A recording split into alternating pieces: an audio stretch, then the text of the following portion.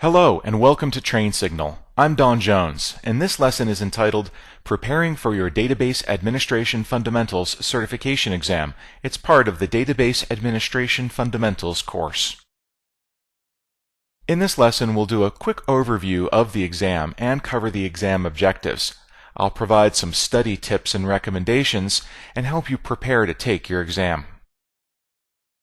The title of this exam is Database Administration Fundamentals. The exam code number is 98-364.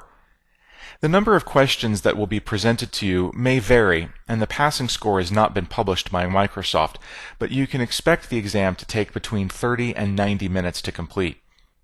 The exam is available in multiple languages. Check with your testing center when you schedule your exam to make sure it's in the language you prefer. Microsoft expects that people taking this exam are seeking to prove their introductory knowledge of and skills with databases. You're expected to be familiar with the concepts of and have hands-on experience with the technologies described. Minimal hands-on experience is recommended, but on-the-job experience is not assumed. The exam objectives are broken down into several sections, starting with understanding core database concepts. You'll need to understand how data is stored in tables, some basic relational database concepts, and the basics of DML, the data manipulation language, and DDL, the data definition language. Next up is creating database objects, where you'll have to be able to choose appropriate data types, understand tables and how to create them, how to create views, and how to create stored procedures and functions. You'll also need to know how to manipulate data, primarily revolving around the four core SQL query commands: select, insert, update, and delete. You'll need to understand data storage, including the concepts of normalization, primary, foreign, and composite keys, and database indexes. Finally, you'll need to know the fundamentals of administering a database, including database security concepts and database backup and restore operations.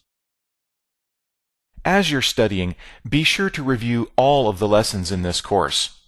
Use available practice tests when you can find them, and look for material in the course that seems testable.